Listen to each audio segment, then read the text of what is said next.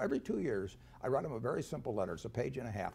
I don't believe in 200-page manuals, because if you put out a 200-page manual, everybody's looking for loopholes, basically. But page and a half, it's very hard for them to argue about what I'm talking about. So I tell them, you know, that my reputation, Berkshire's reputation, is in their hands.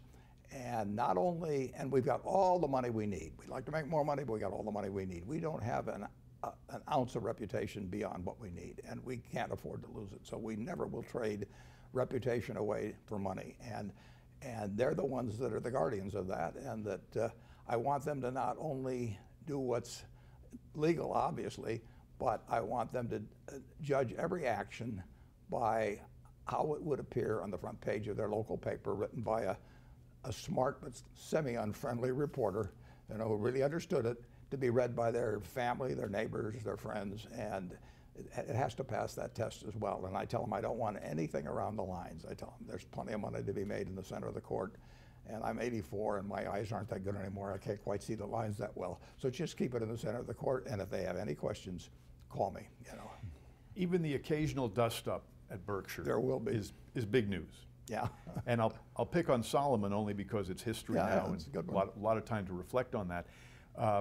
When you think about what you went through there, what advice do you have for a CEO who's on the media hot seat because of a similar situation? Well, there's a couple pieces of advice on that. The first is that when you find out a bad news, correct it, and if it's necessary to report it, then the authorities report it immediately. The big problem at Salomon was not what a fellow named Mosher did, which was to defy the U.S. government, not ever a very good idea, but that could have been handled.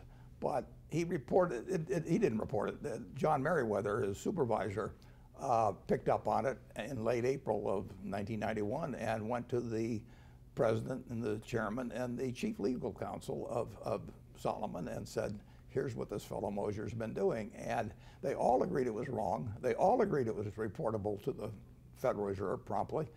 And unfortunately, nobody did anything. And then in the middle of May, Mosher went out and did it again. And now you got a terrible problem, because you knew the guy was a bad actor a few weeks earlier, and you hadn't reported it, and now that compounded there, and then you're in a real pickle.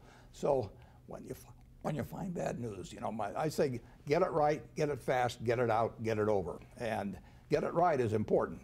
There wasn't any question that Mosher had done it there, but to get it fast and get it out, they missed on. And so deal with you're going to get bad news. I mean, I got 330,000 people. I mean, I will guarantee you that probably dozens of them are doing something wrong right now, and I just hope I find out about it early, and the person below me finds out and lets me know if it's bad enough, and that they stop it.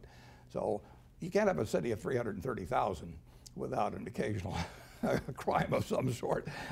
So it's going to happen, and you've got to do something about it fast when it does happen.